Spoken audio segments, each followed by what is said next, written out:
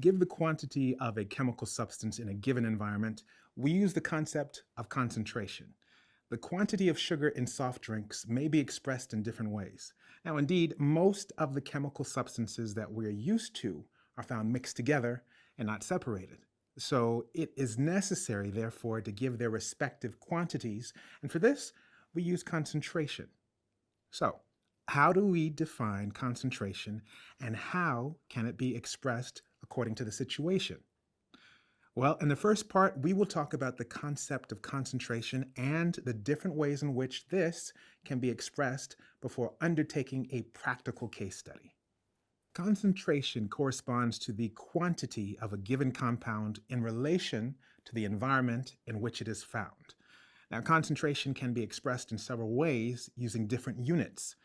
Now, the first way to express concentration is the concept of mass.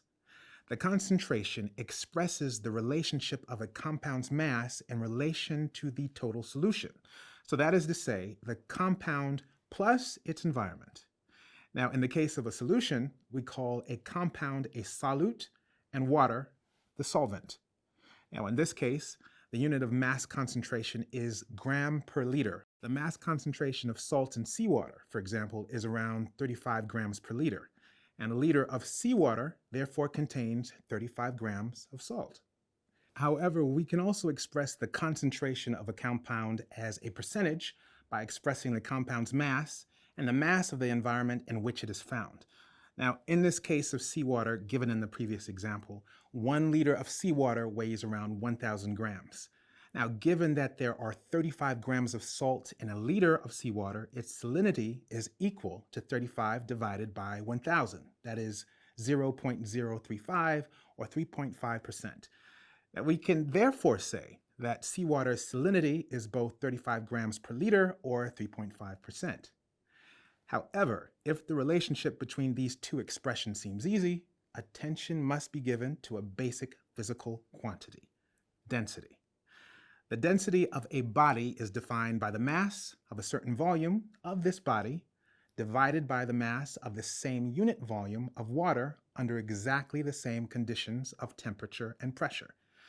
Now, when we say that a liquid has a density of 1.2, well, this means that 1 liter of this liquid weighs 1.2 kilograms. In other words, 1 times 0.2 of the mass of the same volume of water. Now, if this same solution is made from water and a dissolved compound at 25% in mass, meaning that 25% of the solution's mass is due to the dissolved compound, well, then it is possible to calculate the mass concentration of the compound by the following equation: concentration equals density times mass percentage times 10. So in this case, the concentration of a compound in solution would therefore be 1.2 times 25 times 10 equals 300 grams per liter. So what should we remember about concentrations?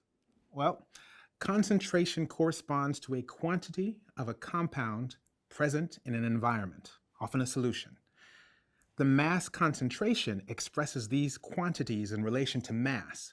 Now, this is expressed as a gram of compound per liter of solution. And we can also express a concentration as mass percentage, which expresses the percentage of compound mass over the global mass of a solution in percent.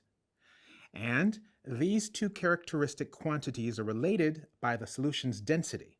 Concentration equals density times mass percentage times 10.